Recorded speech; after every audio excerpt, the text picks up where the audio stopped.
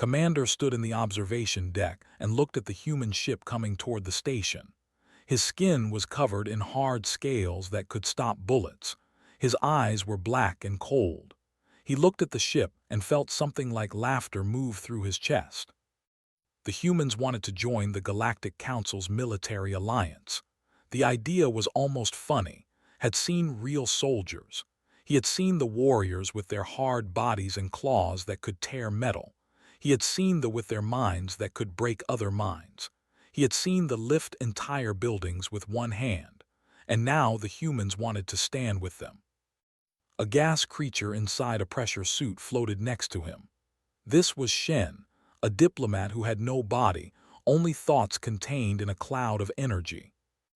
They actually sent warriors. Shen's translator made the question sound almost polite. They call them soldiers, said. I call them an insult to the word. The human ship got closer. It was small and old. The weapons on it were basic. No power shields like the advanced races had. No energy that could destroy entire planets. Just simple guns and old technology. The ship landed in the docking bay with a sound that was barely loud enough to hear. When the airlock opened, 12 humans walked out. They wore armor that looked like metal plates on cloth. No force fields, no energy protection, just material that could be cut or broken if something wanted to break it badly enough.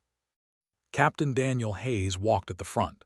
He was tall for a human, maybe 6 feet and 2 inches. His face was hard. His eyes were gray and they saw everything. The other soldiers behind him moved like machines. Every step was the same. Every movement had a reason. Hayes and his soldiers walked into the meeting room where all the council members sat. They stood in a line that was perfectly straight. No one moved. No one looked away. Hayes looked at every single council member and did not look scared. I am Captain Daniel Hayes of the Earth Defense Force, he said. His voice was calm and clear. My soldiers and I are here to join the Galactic Council's defense program. We came to show you what humans can do. Made a sound that was his version of laughter. The sound was like rocks grinding together.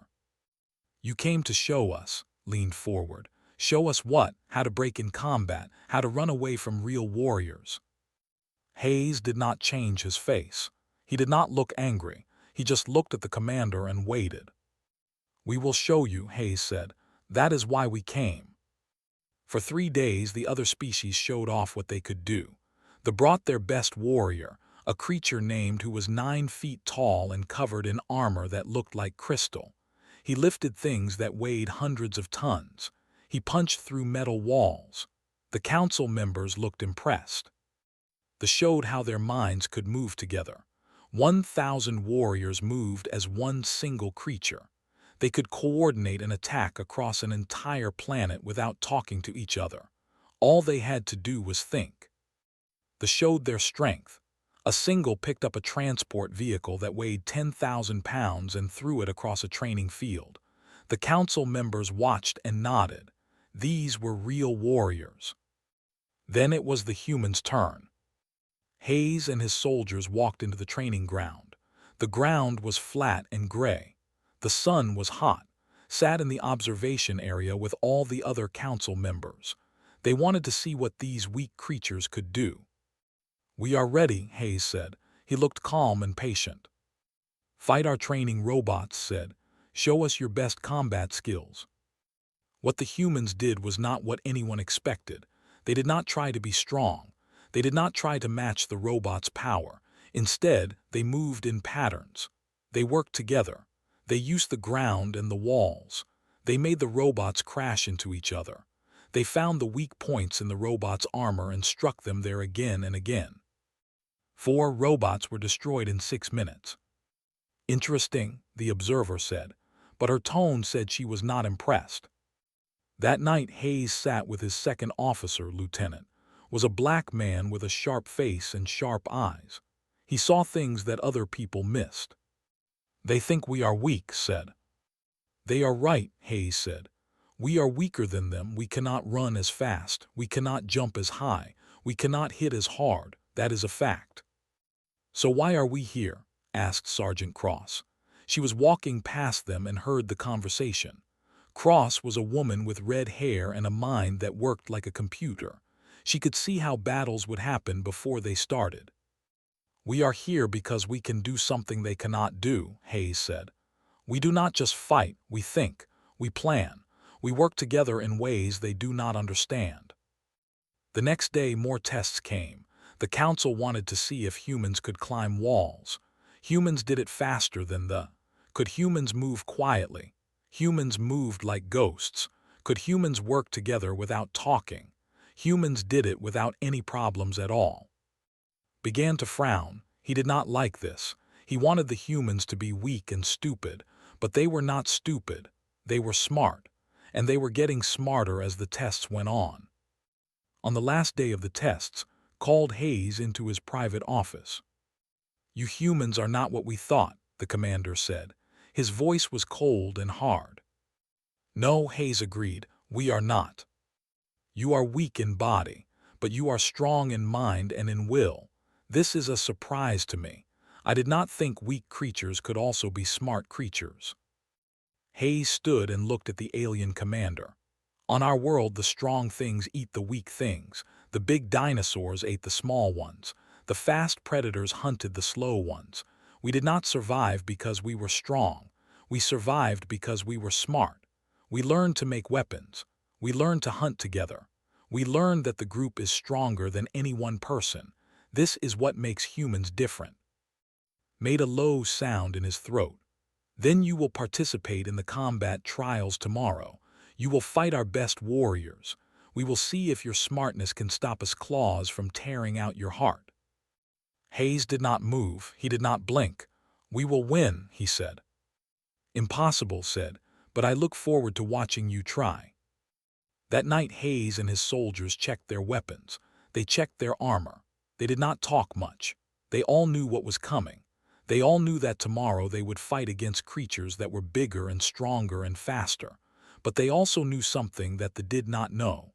They knew how to fight against creatures that were bigger and stronger and faster, because on Earth they had been doing that for thousands of years. Hayes looked at each of his soldiers. Was ready, Cross was ready, Nash was ready, all of them were ready. "Tomorrow," Hayes said, "we show them why they should fear us. Not because we are strong, but because we are human. And humans do not give up. Humans do not break. Humans do not know when to quit." He paused and then added, "We make the galaxy change its mind about what we are." The soldiers nodded. They had come to the Galactic Council to prove something. And tomorrow, under the bright lights of the combat arena, they would prove it. The arena was huge. The ground was metal that had been burned and cut 1,000 times by weapons. The walls were 200 feet high. The only way out was to win or to surrender. Every council member sat in the stands above, waiting to see what would happen. Captain Daniel Hayes walked onto the arena floor with his soldiers.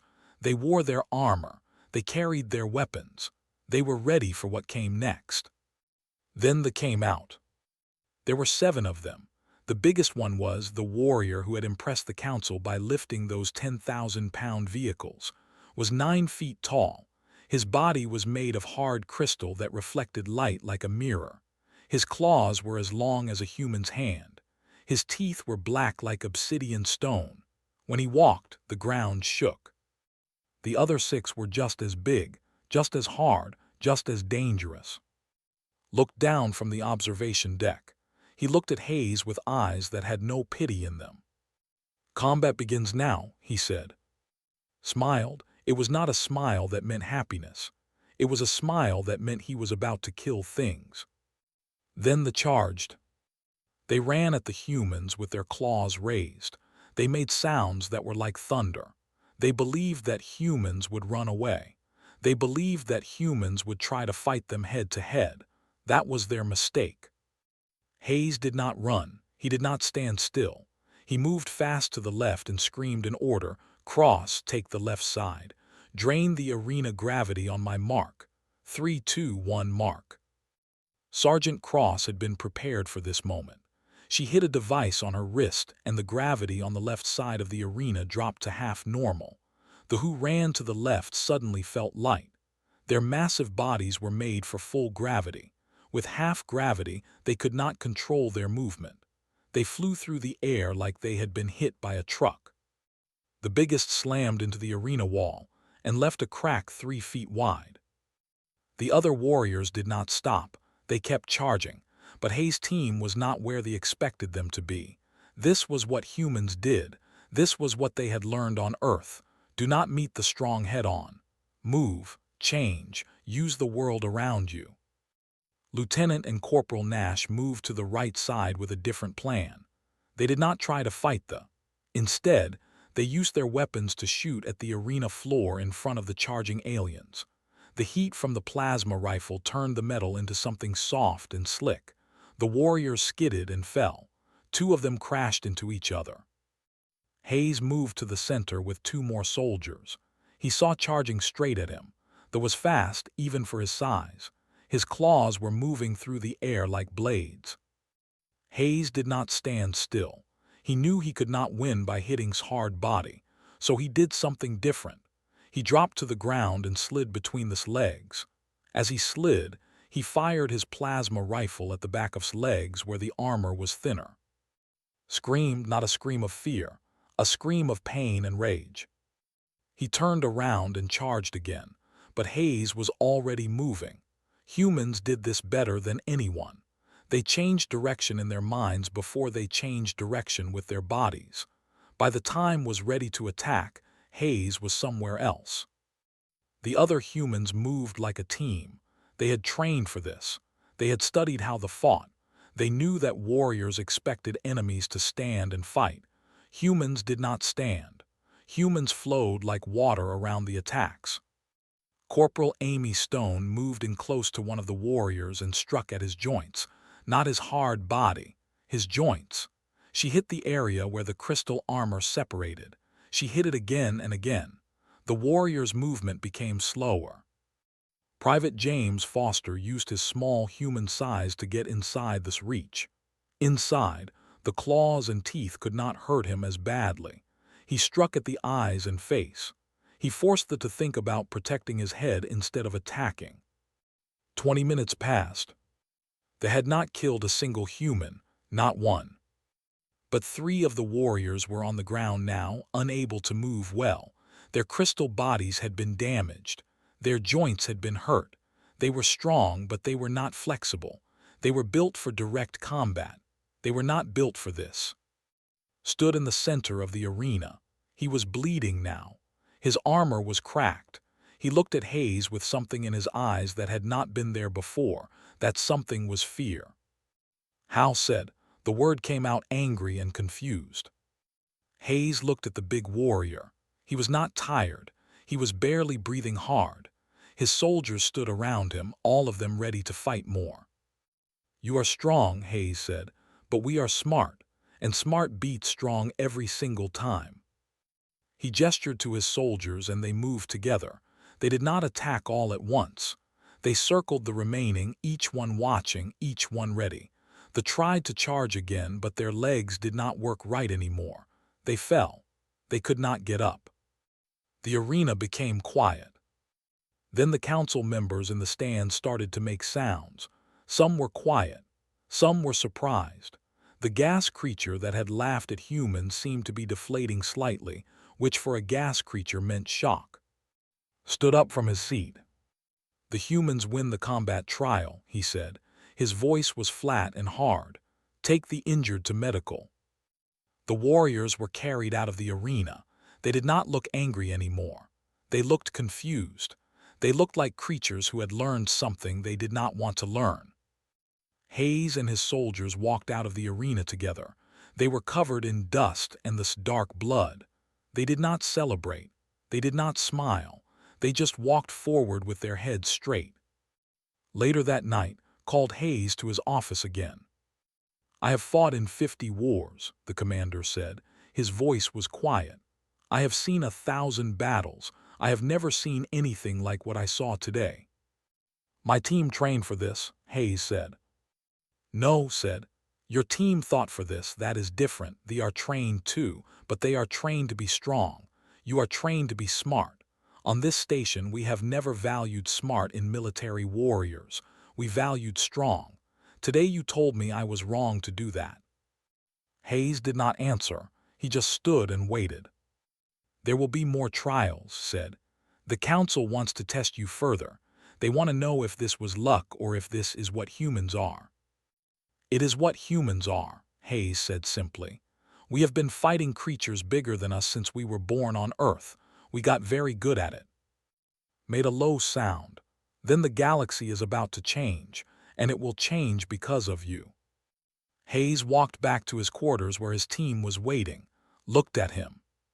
They were impressed, asked. They were shocked, Hayes said. There is a difference.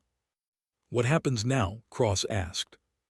Hayes looked out the window at the stars. Now they figure out that the strongest military force in the galaxy is not the biggest one. It is the one, and we are here to teach them what that means.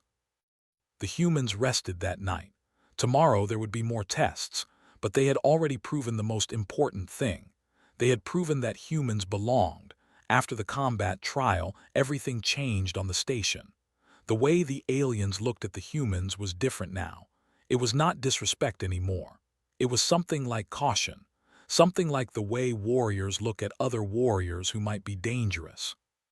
The council called for more tests, not to prove humans were weak, but to understand what humans could actually do. The first test was defense. The council created a scenario where invaders would attack a position.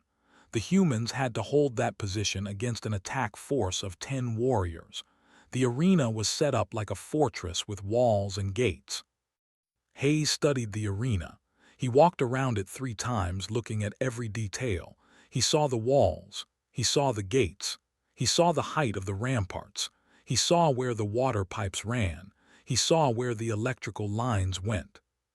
We are not defending a fortress, he told his team. We are using the fortress to kill things. They took positions that seemed strange to the council members watching.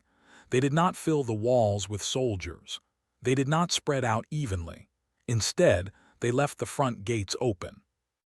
When they attacked, they ran right through. That was what Hayes wanted. As soon as they were inside the fortress, the humans cut power to the arena. Half the lights went out. They could see in the dark, but they became confused. Humans had trained for fighting in darkness. They had not. The human soldiers moved through the black using special equipment. They knew every inch of the fortress. They did not. The aliens became separated. Humans attacked one at a time. They could not gather together to use their numbers. By the time the lights came back on, 4 warriors were unable to continue fighting. The council watched in silence. The second test was intelligence. The council locked human soldiers in a room with a puzzle. The puzzle was not like games humans played. It was a machine with 1,000 pieces that had to be moved in a specific order. The machine was built by the most advanced engineers in the galaxy. It took the beings with incredible mental power 40 minutes to solve it. Hayes' team solved it in 12 minutes. How did you do that so fast? Asked the observer. The observer was a being of pure thought who communicated through harmonic vibrations in the air. We worked as a team, Hayes said. One human sees one piece. Another human sees another piece. Together we see the whole thing. This is how humans work. We are not individually but together we are smarter than anyone. The third test was survival. The humans were taken to a hostile planet with minimal supplies. The planet had extreme heat during the day and extreme cold at night. The animals on the planet were dangerous. There was limited water. The council gave the humans 1 week to survive. The largest and strongest species did not think humans could last more than 2 days. The humans lasted the full week. More than that, they established a settlement. They found water sources using stones and dirt analysis. They made weapons from rocks and branches. They killed predatory animals using traps instead of direct combat. They created shelters that protected from both heat and cold. By the end of the week, The humans had established a small but stable settlement that could be expanded.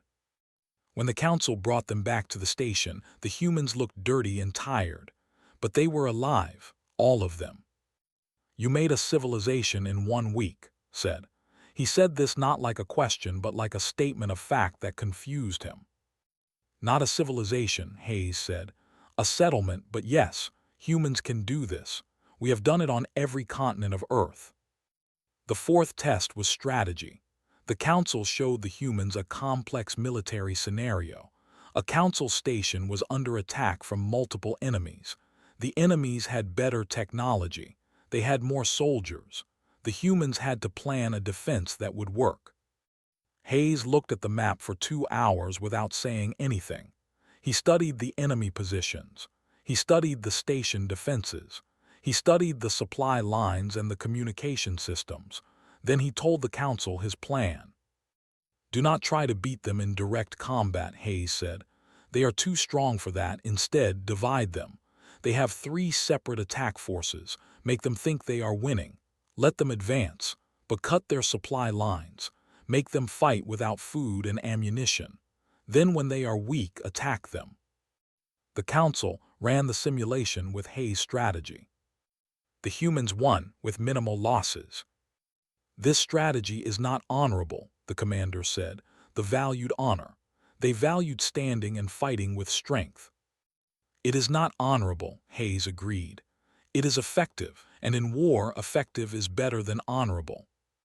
By the end of 2 weeks, every major species in the council wanted to study human military tactics. The sent officers to observe. The requested information about human coordination methods. Even the proud asked if they could learn about human strategy. Himself began spending time with Hayes. The commander did not smile, was not a creature who smiled, but he began to speak to Hayes as an equal. "Your species is not the strongest," said. "Your species is not the fastest.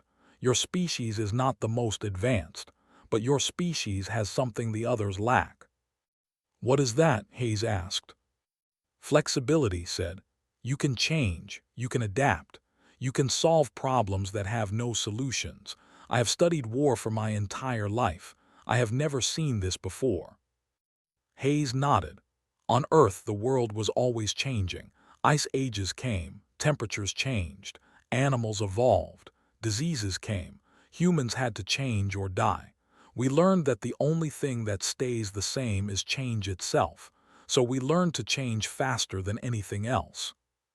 "And now you come to the stars," said, "and you bring this ability with you."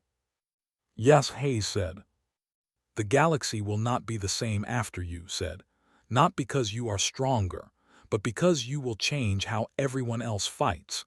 You will change how everyone else thinks about war." That night the council voted on a resolution. The resolution said that humans would be accepted as full military members of the Galactic Council. 7 species voted for it. 2 species abstained. No one voted against it. Hayes received a formal message. The message said that Earth would be given a seat on the council. It said that human military officers would be trained in advanced combat and strategy. It said that the human species was no longer an experiment. The human species was now a factor that every other power in the galaxy had to consider. Hayes sat in his quarters and read the message twice. Then he called his team together. "We came here as soldiers to show what humans could do," he said. "We did that. We passed every test. We showed them that we think differently. We showed them that we solve problems differently. Now we go home, and we tell our people that humanity has a place among the stars." Smiled for the first time since they arrived at the station. "We did it," said. "We actually changed the galaxy." "We started it," Hayes said. "The real change happens now, when humans and aliens have to learn to work together, when they have to understand that smart is just as important as strong. That is when things really change." The humans began packing their equipment. In a few days they would return to Earth, but they would not return as unknowns. They would return as something the galaxy now respected. They would return as the proof that the smallest species could become the most dangerous through intelligence and will. The age of humans had begun on the galactic stage, and it had begun with soldiers who knew that winning was not about being the strongest. It was about being and humans had been smart for a very long time. The crisis came faster than anyone expected. Hayes and his team had been on Earth for only 6 days when the message arrived. The message came from a remote human colony at the edge of Council space. The colony had 3,000 people. Most of them were civilians, families, children. And they were under attack. The attackers were who had rejected Council authority. They called themselves the Free Collective. They believed that species should rule their own space without outside control. They did not accept the Council's peace, so they went to war against anyone who did. The human colony was their target because humans were new to the Council. They believed they could destroy it easily and prove that humans did not belong. When Hayes heard about the attack, he did not think, he just acted.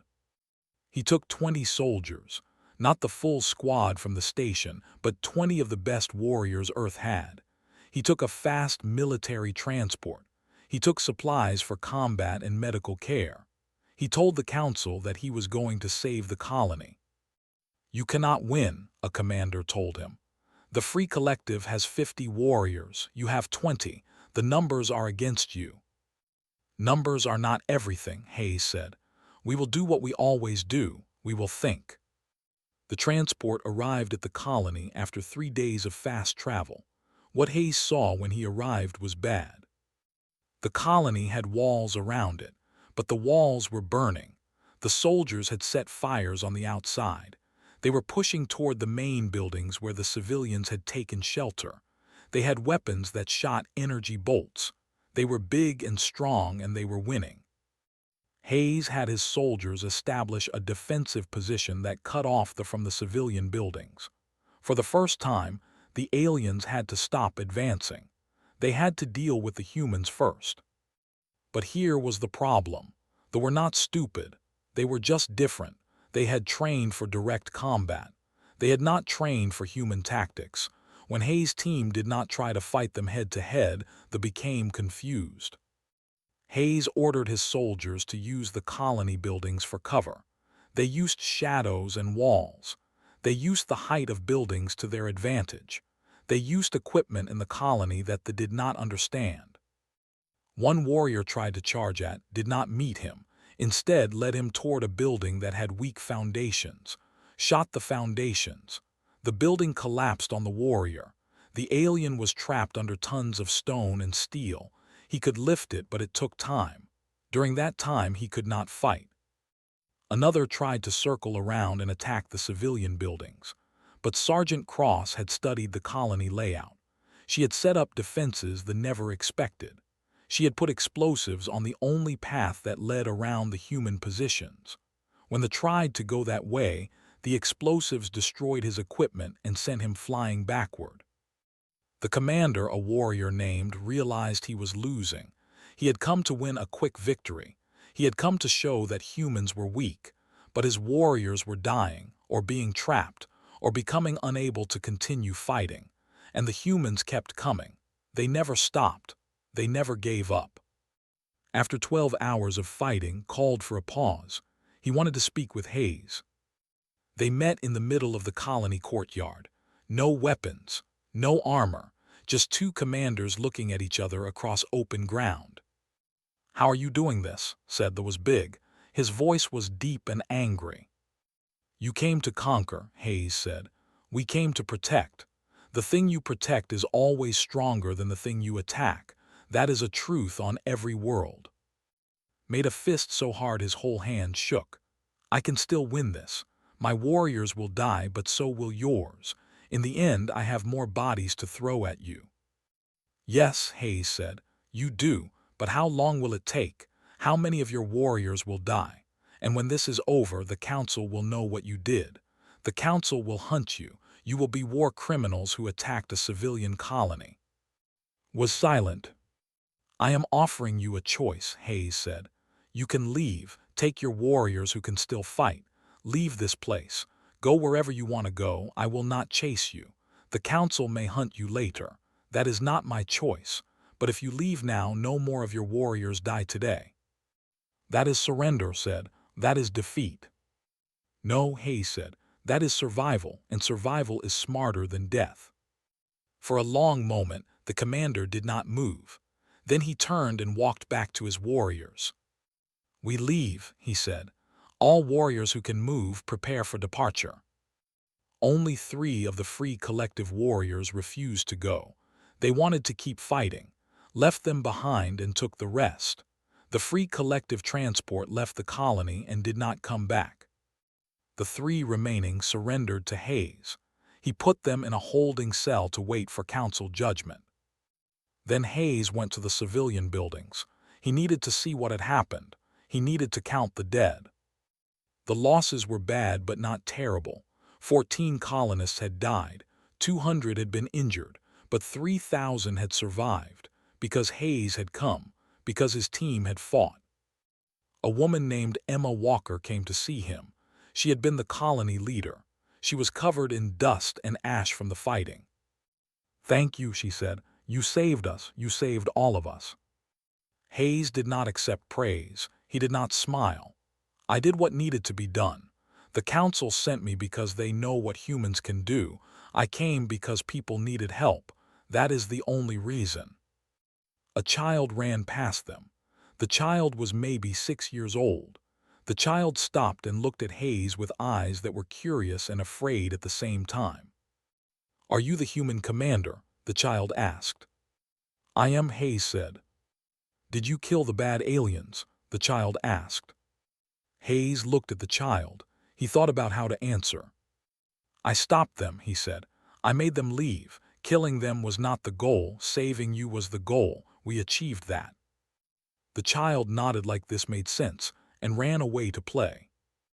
Over the next 3 days, Hayes' team helped the colony repair its walls.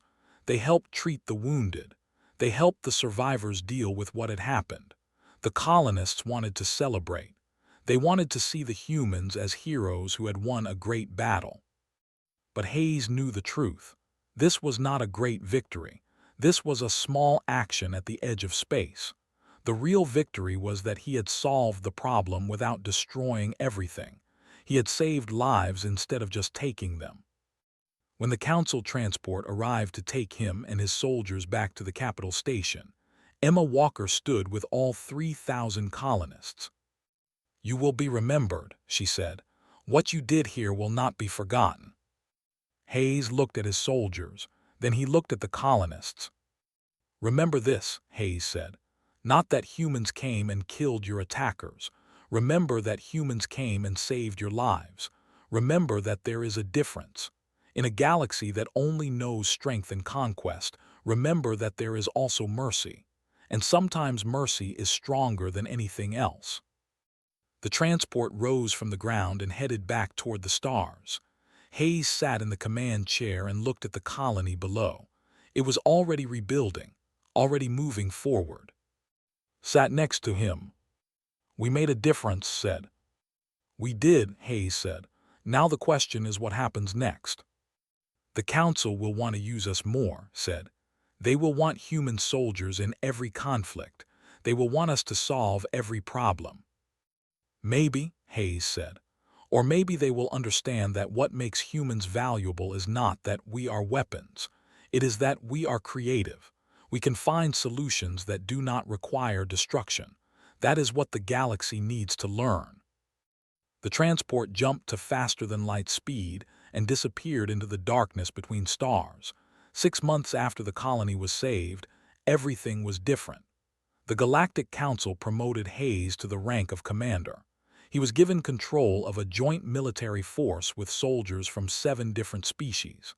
This force had one job: to maintain peace across the Council's territory. It was not a small job.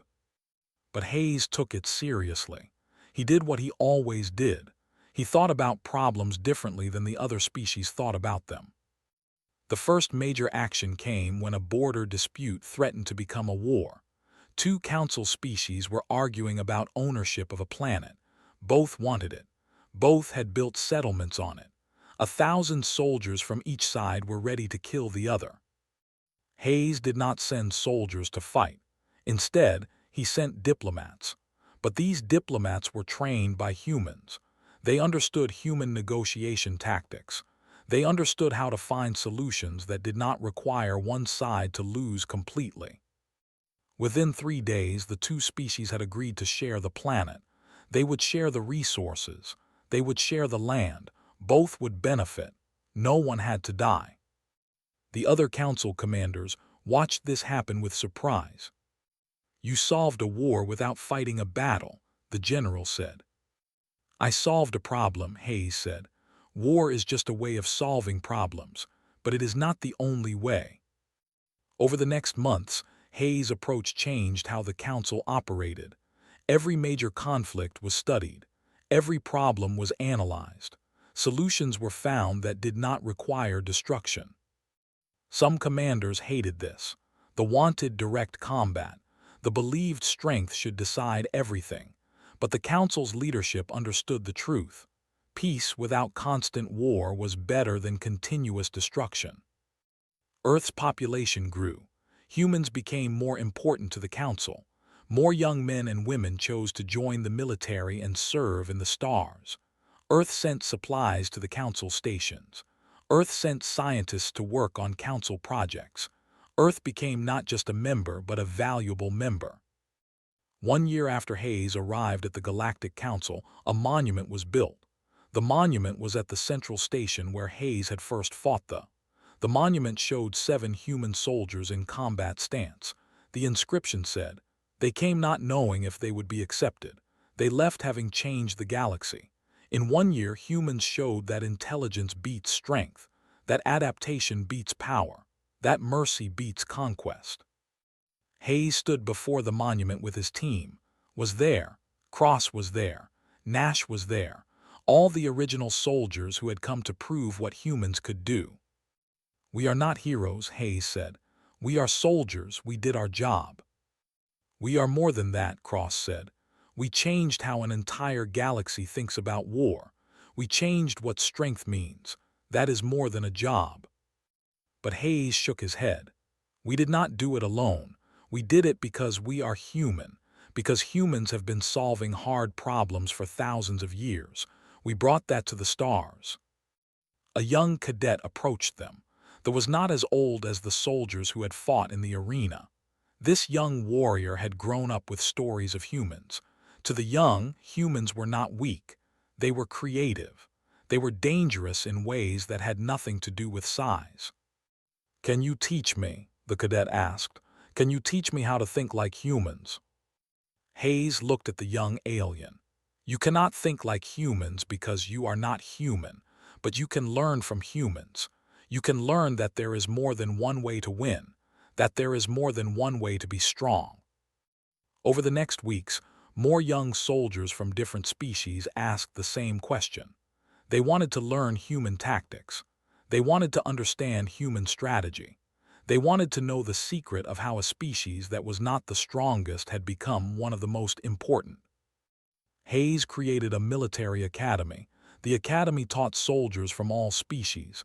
The first class had 40 students. Half were humans, half were aliens. The curriculum was simple. It taught thinking. It taught adaptation.